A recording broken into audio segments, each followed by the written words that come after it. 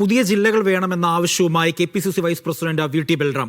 പുതിയ 4 ജില്ലകൾ വേണമെന്നാണ് ബൽറാം ഫേസ്ബുക്ക് പോസ്റ്റിലൂടെ ആവശ്യപ്പെട്ടത്.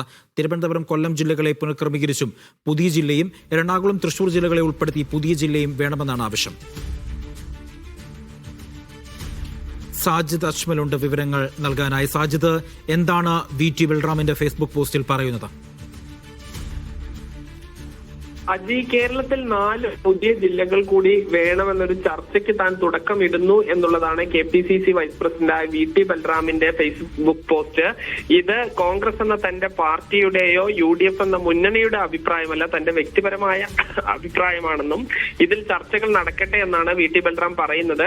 തിരുവനന്തപുരം, കൊല്ലം ജില്ലകളിലെ ഭാഗങ്ങൾ ഉൾപ്പെടുത്തിക്കൊണ്ട് ഒരു പുതിയ ജില്ല വേണം. എറണാകുളം, തൃശൂർ ജില്ലകളെ ഉൾപ്പെടുത്തി മറ്റൊരു ജില്ല വേണം. മലപ്പുറം, തൃശൂർ, പാലക്കാട് ജില്ലകളെ ഉൾപ്പെടുത്തി ഒരു ജില്ല രൂപീകരിക്കണം. കോഴിക്കോട്, കണ്ണൂർ ജില്ലകളിലെ ചില ഭാഗങ്ങൾ ഉൾപ്പെടുത്തി ജില്ല വേണം എന്നാണ് അദ്ദേഹം പറയുന്നത്.